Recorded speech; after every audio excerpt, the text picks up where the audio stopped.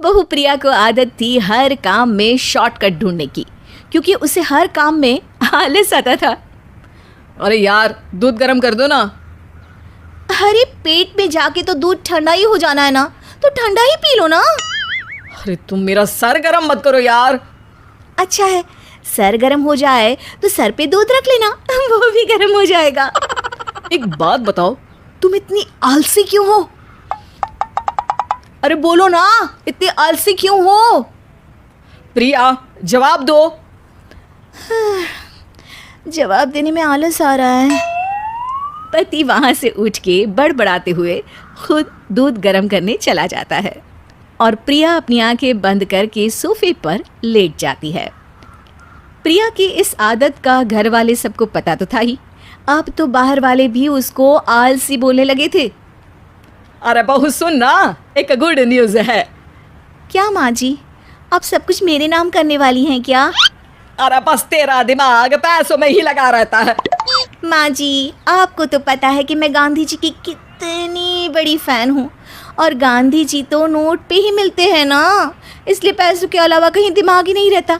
वैसे good news क्या है? अरे गुड न्यूज़ ये है कि मेरी कुछ सहेलियां आने वाली है। ये भी कोई गुड न्यूज़ है क्या? जब भी आपकी सहेलियां आती हैं, मेरे किसी न किसी काम में खोट निकाल के जाती हैं। हमेशा कोई कमी दिखी जाती है उनको मेरे काम में, और मुझे आलसी बोलते हैं वो लोग। अरे तो ऐसा समझ कि आज तेरे पास मौका है उनकी नजरों में अच्छा इंप्रेशन जमाने का। कैसे कैसे? उनके लिए खाने की इतनी स्वादिष्ट चीजें बना कि वे उंगलियां चाटती रह जाए। माँ जी, ये तो आप मुझे नया काम पकड़ा रही हो। अरे मेरी सहेलियों से तारीफ पानी है कि नहीं? हाँ, पानी तो है।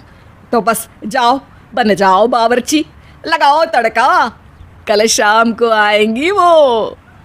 अगले दिन सास सुबह से घर के बाहर अपनी सहेलियों के पास चली जाती है और शाम को सब प्रिया के हाथ का खाना खाने घर आते हैं। आज देखते हैं कि प्रिया बनाती क्या है। हाँ, पिछली बार हमने बोला कुछ हल्का खाएंगे तो पापड़ फ्राई करके ला दिए थे बस। हाँ, और उसके पहले जब आए थे और बोला था कि भारी खाना खाना है तो तरबूज काट के ले आई थी। बोल रही थी तरबूज भारी होता है ना। अरे बस भी करो, इतनी बुरी नहीं है मेरी बहू। तभी बहू वहाँ खाना लेकर आती है। पनीर कोफ्ता, भिंडी मसाला, शाही मसाला, दाल, डबल तड़का, लच्छा पराठा, मिस्सी रोटी। अरे बस बस बहू, इतना सारा खाना।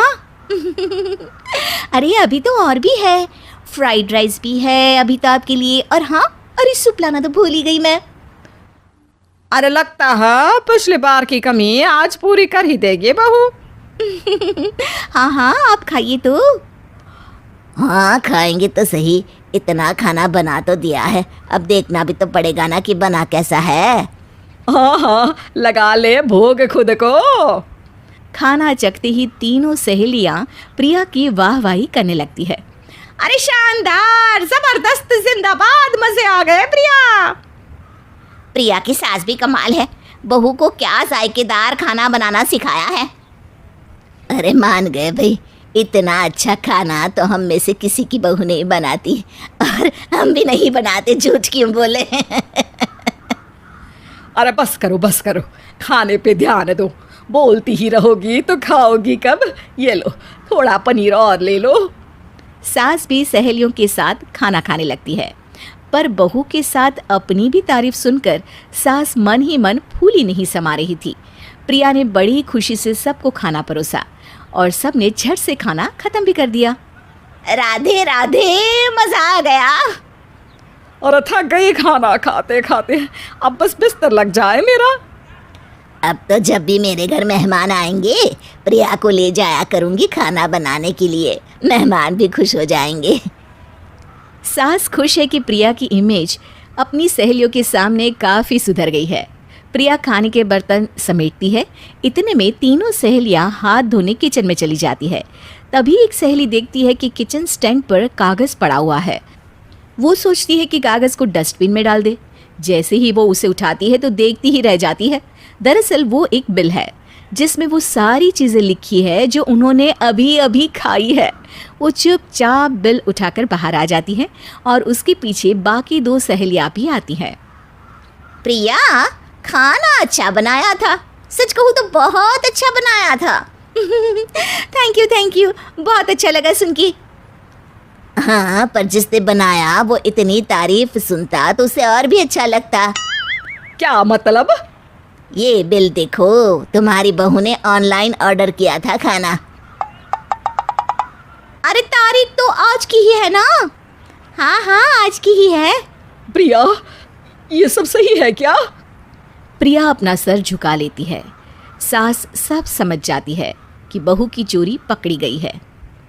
इतना भी आलस अच्छा नहीं प्रिया। अरे बता ही देती कि बाहर का खाना है, मैं बाहर का खाना खाती नहीं हूँ।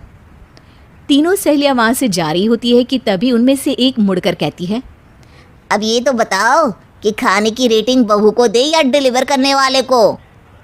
प्रिया समझ जाती है कि शॉर्टकट लेने की वजह से उसके साथ सास को भी ये बेइज्जती झेलनी पड़ी और वो कसम खाती है कि अब से शॉर्टकट से नहीं, मेहनत से काम करेगी।